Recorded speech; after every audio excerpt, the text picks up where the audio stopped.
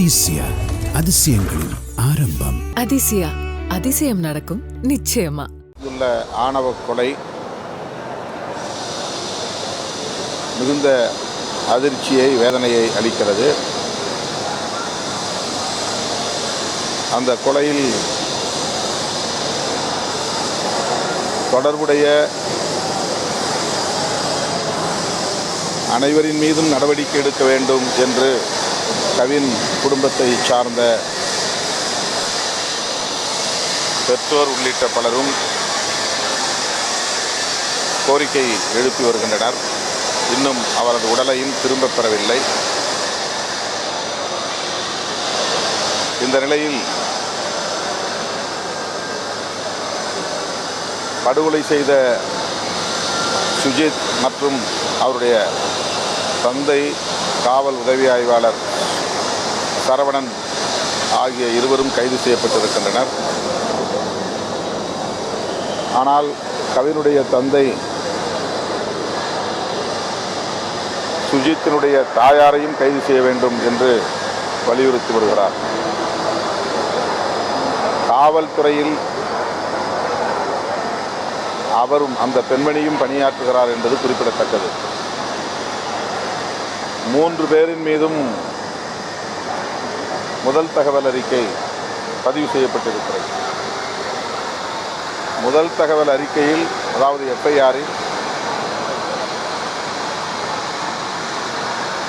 அந்த தாயாரின், அதாவது சுஜித்தினுடைய தாயாரின் பெயரும் இடம்பெற்றுள்ளது என்பதை நாம் அறிவோம்.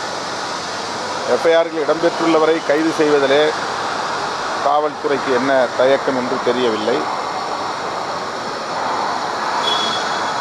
கௌசல்யா சங்கர் விவகாரத்தில் சங்கர் படுகொலை செய்யப்பட்ட போது நேரடியாக அவர்கள் யாரும் தலையிடவில்லை.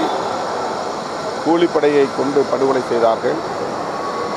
ஆனால் சங்கர் படுகொலையில் கௌசல்யாவுடைய தாய், தந்தை, தாய்மாமன் உள்ளிட்ட அனைவருமே உடனடியாக கைது செய்யப்பட்டார்கள். அந்த அடிப்படையில் தான் இந்த கோரிக்கையை கவினுடைய பெற்றோர் முன்வைக்கிறார்கள். தமிழ்நாடு அரசு பாதிக்கப்பட்ட குடும்பத்திற்கு நீதி கிடைக்கும் வகையில் சட்டப்பூர்வமான கடமைகளை ஆற்றும் என்று நான் பெரிதும் நம்புகிறேன். அந்த வழக்கை சிபிசிஐடி விசாரணைக்கு மாற்றியுள்ள சூழலில் சிபிசிஐடி காவல்துறையினர் நேர்மையாக நடந்து பாதிக்கப்பட்ட கவின் குடும்பத்திற்கு நீதி வழங்க வேண்டும் என்று வலியுறுத்துகிறேன். இது தமிழ்நாட்டில் தென் மாவட்டங்களில் மட்டுமல்ல, வட மாவட்டங்களிலும் கூட, மேற்கு மாவட்டங்களிலும் கூட பரவி வருகிறது. கடந்த சில ஆண்டுகளாக அல்லது கடந்த 10 ஆண்டுகளாக சாதியவாத சக்திகளும் மதவாத சக்திகளும் சாதி பெருமிதத்தை ஒரு அரசியலாக உயர்த்தி பிடிக்கிறார்கள். சாதி பெருமிதத்தின் அடிப்படையில் இதுபோன்ற கொலைகளை ஊக்கப்படுத்தியும் வருகிறார்கள். அதிசயங்களின் ஆரம்பம். அதிசயம் நடக்கும் நிச்சயமா.